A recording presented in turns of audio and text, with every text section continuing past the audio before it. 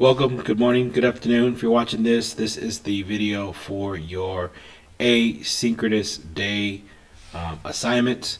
Of course, this is a video, so you could pause and play it and get the information down to make sure that everything is right. Make sure you go back into Blend and, of course, submit. All right, here we go. So, on your handout, you're going to be writing 2 facts for each person. You can do this on your own. You can do your own facts, but of course the facts have to be related to the Civil War, 1860 to 1865. But for the most part, I have written down the facts that you can write down as well. So for the first one, you have Abraham Lincoln. Fact number 1, elected president of the United States in 1860. As you know, we talked about this. This leads to the separation or the secession of states. They decide to leave the U.S. because of the issue of slavery. Fact number 2, signed the Emancipation Proclamation, which freed the slaves in the South on January 1st, 1863. The reason he did this is he wanted to take away the labor force of the South to hinder them during the war, which would make it easier for the North to win. Next one. Jefferson Davis. Jefferson Davis became president of the Confederate States of America. So the states that seceded from the U.S., they formed their own country, which was called the Confederate States of America, and Jefferson Davis became their president. Fact number 2, he created a government which included a cabinet and commanded the Southern Army. So he was a full-on president, just like Lincoln, except the Confederate States of America was never recognized by the North or any other country, foreign country. So it wasn't really a real country. They just thought it was and acted like it was. Next one. Ulysses S. Grant, fact number 1, became the commanding general of the U.S. Army and beat the South. He sort of had to put in his work, did his time. And after the Battle of Vicksburg, Lincoln called him back to Washington, D.C., made him the commanding general, and then from there on, he proceeded to win most of his battles, and of course, claiming victory for the United States. Fact number 2, because of his popularity, he does become the President of the United States, and he's also on the $50 bill. Robert E. Lee. Robert E. Lee is the counterpart for General Grant.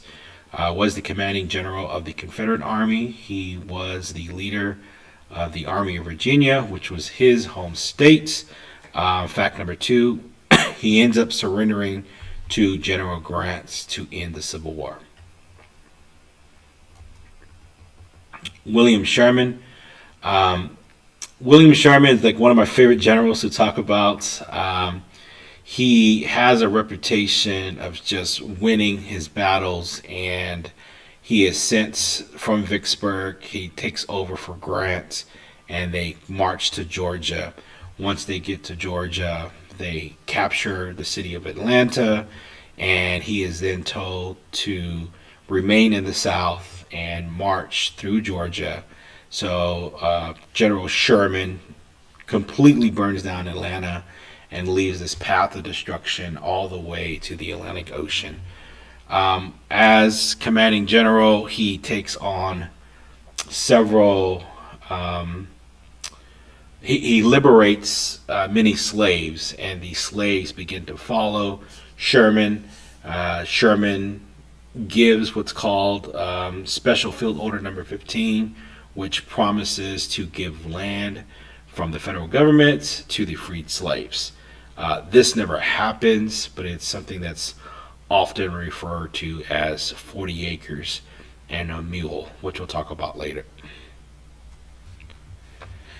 Stonewall Jackson. Stonewall Jackson was known as one of the best generals during the Civil War, who had fought for the Confederate States of America. During the early years, 1861, 1863, he was just victorious battle after battle. Unfortunately for Stonewall Jackson, he does get shot by his own man accidentally, and while he is recouping from his injuries, he gets pneumonia and he dies. So he doesn't die on the battlefield, but he gets sick because of his injuries. Francis Lubbock. So we're going to get into people that are associated with Texas. Francis Lubbock in 1861, he became the governor of Texas and supported the Confederate States of America.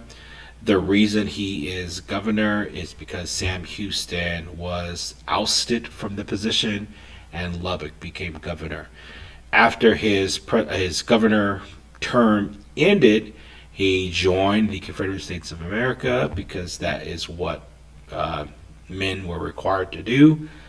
Because of his term as governor, he becomes the aide to Jefferson Davis. When Jefferson Davis is captured, Francis Lubbock is with him.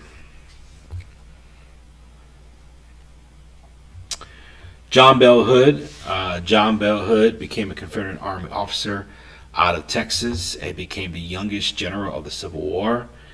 He was serving in the U.S. Army and was stationed out in California when the southern states began to secede.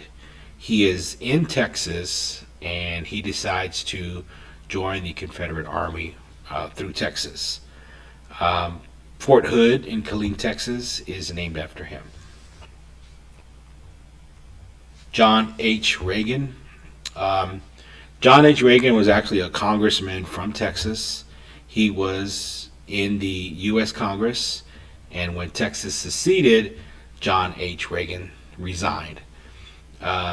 He pledged loyalty to the Confederate States of America and became the Postmaster General for the Confederate States of America. Thomas Green. Thomas Green led a force of Texas soldiers to recapture Galveston during the Civil War.